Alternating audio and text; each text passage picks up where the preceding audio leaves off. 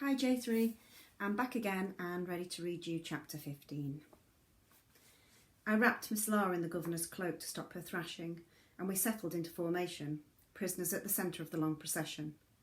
Anna seemed to know the way, and from the stars I could tell we were heading south through the Marisma, directly towards Grimera. I tried not to think of the half-finished map in my satchel, the half-seen island being left behind, and forced myself to focus on each step, taking me closer to Dar.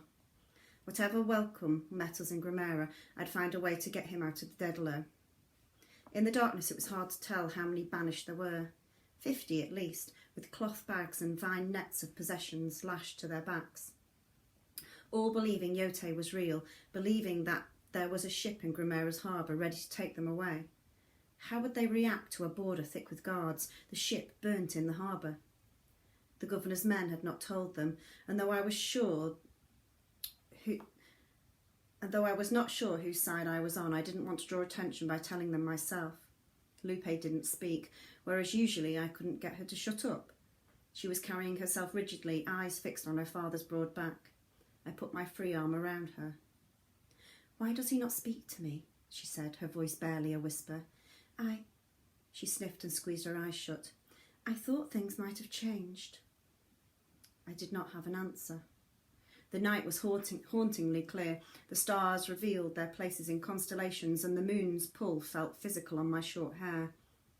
Something was happening to the very air we walked through. It was tense, alive and threatening, the island in the grip of forces shifting imperceptibly beneath my feet. All night the wind chased us, the mud sucking like fingers. In the dark it was difficult to tell the unsafe bog-like mud from water or the water from land, but I took care to watch for the slight ripples or softening that meant we were on dangerous ground. My feet began to ache. I thought of Pablo out there in the black forest with the wolves Chpt called tibiquinas. I thought of Kata. Miss Lara cocked her head at me and pecked at my chin. As the hours passed and our pace slowed, my thoughts became oddly detached. My stomach hurt, and snatches of Dar's stories and Mar's face and Gabo's sing-song voice danced across my senses, disorientating and magnetic. "Are you all right?" Chpt asked, as I almost stumbled over a root. I didn't trust myself to speak. "Here." Chpt passed Lupe and me something. "It's dandelion root. It will help to wake you up." It was tough to chew and tasted bitter, but after a while I felt the tiredness lift, the world come back into sharper focus. I blinked in the pale morning light and realised we were walking alongside a dried riverbed. I fumbled in the satchel for the map. It was battered and torn, creased as my tunic, but still legible. On the side of the island, the river could only be the Arentara. Ahead stretched the last of the swamp. Once we skirted it, we could reach Arrington, and soon after that I'd be home, and Dar. "Ouch!" I'd walked straight into the man in front. He shushed me urgently. Adori turned to Chpt. "What's happening?" The banished girl had frozen, the muscles in her legs tensed as if ready to run. "Don't you hear that?"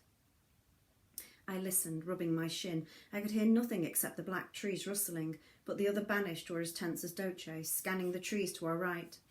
Slow as a whisper, the adult banished slid forward, forming a line facing the forest, weapons drawn. Miss Lara woke with a loud squawk and began scrabbling frantically at the cloak.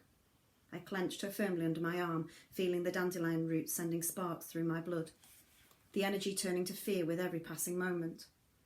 All was still for several long seconds. Then came a noise unlike anything I'd ever heard before, loud and rumbling, lined with a hard metallic edge that set my teeth chattering. A roar. It flew towards us, flooding through the trees. My skin prickled, a thin acidity filling my throat. Somewhere inside me, something was weakening, coming apart. I wanted to run, but couldn't. Beside me, Lupe was clutching her stomach. "It's them," she moaned. "Do you feel them?"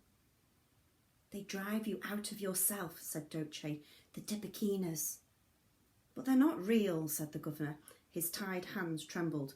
"They can't be." "You know about them, Papa?" But he did not answer Lupe's question. Chpt spun around, raised her blade and cut the vine tying the governor's hands. "Run. Take them. Cross the swamp. Straight through. It'll be quicker. Follow the river and run." The governor took Chpt's arm in a vice-like grip, his fingers sinking into her skin. I will stay. Anna was suddenly beside us. She wrenched his hand off Chpt's arm. Don't touch my daughter. I'm telling her I will stay and fight with you. Papa, said Lupe uncertainly. Anna arched her eyebrow. It's my island too, he hissed. Whether you like it or not, I will defend it.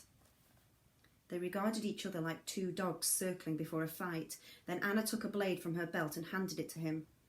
Another howl rent the air. I cringed, insides churning. How will we know how to get home, Papa? Cried Lupe. I know the way, I said, slipping my hand into hers. Run, that's an order. Behind us, a dory sliced Marquez and the other prisoners free.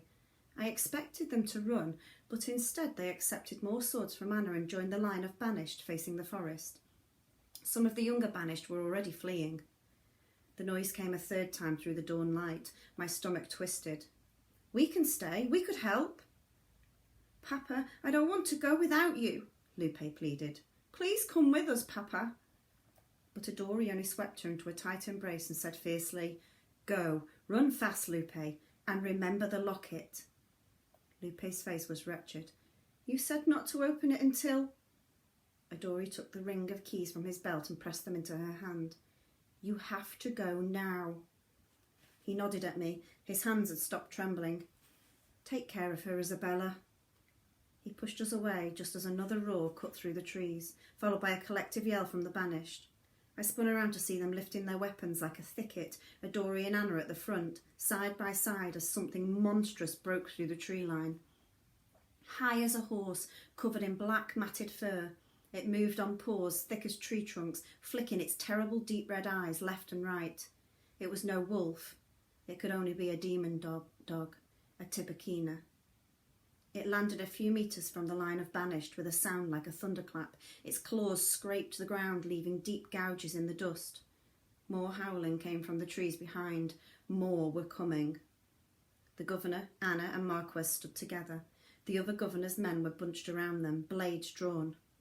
My churning insides brought white points of pain to my eyes. The beast's presence seemed to be pushing my insides out and away, as if my body were water being whipped up by a storm. No wonder the animals had fled to the sea, if this is what they'd experienced. I felt like a songbird caught in the sharp gaze of a raven, tiny against the darkness closing in. Lupe was tugging on my hand, screaming for us to run. Heart-wrenching in my breathless chest, I turned away just as the creature lifted its massive paw. I did not see it fall. Okay, that's the end of chapter 15. I'll be back soon with the next one.